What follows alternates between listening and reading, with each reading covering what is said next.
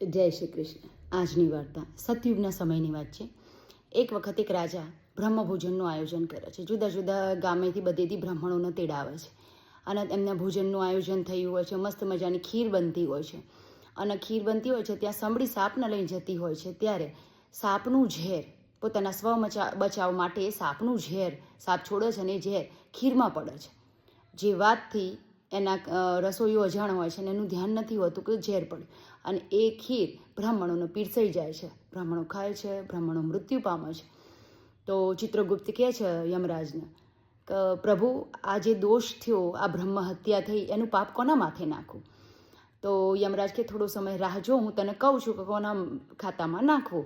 થોડા સમય બાદ એક સ્ત્રી બહાર બેઠી હોય છે ગામના પાદરે અને ત્યાંથી એક બ્રાહ્મણ પસાર થાય છે અને એમ કહે છે કે મારે રાજાને મળવું છે. તો સ્ત્રી કહે છે કે તમે રાજાને મળવા જશો નહીં, તમારા જેવા બ્રાહ્મણોને બોલાવી, ભોજનના નામે બોલાવી અને એમની હત્યા કરી નાખે છે. યમરાજ તરત બોલે છે, ચિત્રગુપ્તને કહે છે તમે કહેતા હતા ને પેલા દિવસે કે કોના ખાતામાં બ્રહ્મ હત્યાનું પાપ નાખવું, તો આ સ્ત્રીના ખાતામાં બ્રહ્મ હત્યાનું પાપ નાખો. ચિત્રગુપ્ત આશ્ચર્યચકિત થાય છે અને પૂછે છે પ્રભુ, કેમ આવું કીધું તમે? તો એમને કીધું કે સમડી એ સાપનો શિકાર કરવો એ સ્વાભાવિક છે.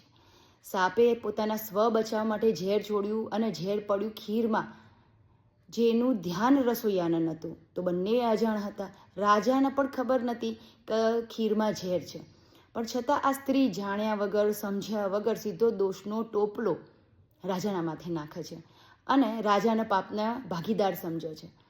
અને રાજાની નિંદા કરવાના કારણે બ્રહ્મ હત્યાનું પાપ સ્ત્રીના ખાતામાં લખાય છે. તો આપણે પણ કોઈની નિંદાથી અને એનાથી બચીએ. ખબર નહીં ક્યારે કોઈની નિંદા કરવાથી આપણે આપણા પાપનો પોટલો ભેગો કરતા હોઈએ. તો દૂર રહીએ, પ્રભુ નામમાં મસ્ત રહીએ. જય શ્રી કૃષ્ણ.